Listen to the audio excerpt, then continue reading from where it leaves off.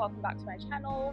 My name is Jodie and I help you change your beliefs so you can change your body, your health, and your life. For this video, we're going to talk about maintenance calories. Can you lose weight at maintenance calories? Can you lose body fat at maintenance calories? We're going to talk about the difference and basically talk about what maintenance calories are, because I think there's a lot of confusion around it. Maintenance calories are whatever calories you are maintaining your body weight at. So when you use a calorie calculator online, maybe you have a coach and they send you your maintenance calories based on their calculations. Maybe you get confused because you use two different calculators and they give you different numbers. That's all normal. What you have to understand is these numbers, whether it's from a coach, whether it's from a calculator, whether it's from another calculator, they are estimates only.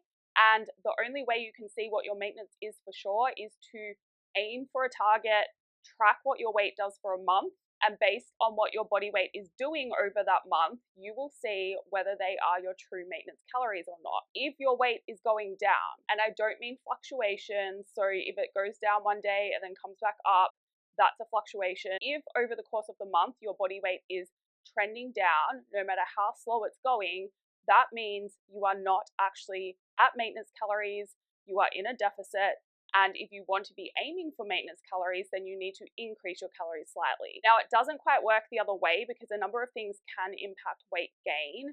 So if your weight is trending up, and just say you're being really sick, your body is feeling inflamed, maybe you've got some kind of gut issue going on and you feel really bloated, it could be due to water retention. But to keep things simple, if your weight is trending up slowly, it actually means you're in a small surplus. Again, you're not quite at maintenance calories. Now, that doesn't always mean you should reduce your calories depending on what your goal is, depending on how your body is looking. That's the idea, right? Maintenance calories are whatever your weight is maintaining at. Now, the next thing you have to understand is your maintenance calories will change throughout your life, throughout your fitness journey. Let's say you get a maintenance calorie target from a coach and you think this is great, they've calculated it, so I can trust that. You can, but you can't always just go back to that target and use that as your maintenance calorie goal for life. The biggest contributor to your calorie requirements is your body weight. So if you lose weight at any point in your life, whether that is in a controlled manner because you are in a deficit, aiming to lose weight, or maybe you get sick, maybe you get really stressed and you stop eating so much, whatever the reason is, if you lose weight, that is going to change your maintenance calorie needs, and so it will change your maintenance calorie target. If you gain weight, so a bigger person, this is why men generally can eat more than women, they are generally heavier.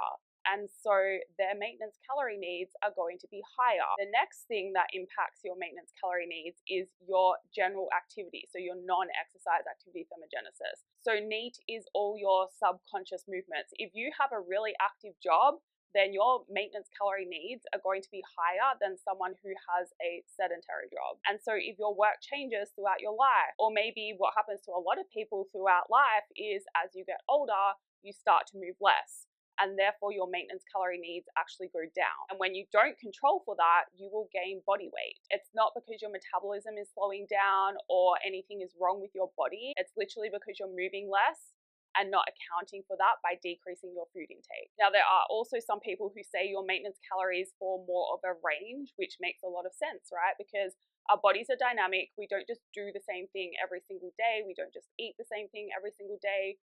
Generally, maybe you do, but overall there might be some days where you do move around more or you move around less, but you might be hitting the same target and your weight is maintaining because your maintenance calorie needs fall into a range. So in saying all of this, every time you start a new goal or you have some kind of major life change, if you lose some weight, if you gain some weight, you will need to recalculate what your maintenance calorie target should look like if you want to eat at maintenance. Now, you might be wondering why I say if you want to lose body fat and build muscle at the same time, you should eat at maintenance. The idea here is you can lose body fat at maintenance because some days you might end up in a small deficit based on your activity, and then other days you might be at maintenance or even in a small surplus, and that is when you will build muscle. But because you are losing body fat and building muscle at the same time, eating at maintenance, your weight will maintain. So in short, you can lose body fat eating at maintenance because you're not really at maintenance some days, you will be in a deficit. You can lose weight aiming for maintenance, because again, you're not actually at maintenance, even though you might think you are. You're actually in a deficit for some reason. Sometimes you might need to adjust your calories, sometimes you might not. And that is where working with a coach can be really helpful, because we can see ahead of time what you're going to need to do based on a number of things, including your data and your biofeedback. If you do want help achieving your body composition goals, I do have an 8-week program that actually shows you how to monitor all your data and your progress and then make adjustments as well. And if you do want more info about one-to-one coaching, that is all in my description box as well. Thank you for watching. If you liked it, please like it. If you'd like to see more, please subscribe. If you have any questions, feel free to send me an email, and I will see you in the next video.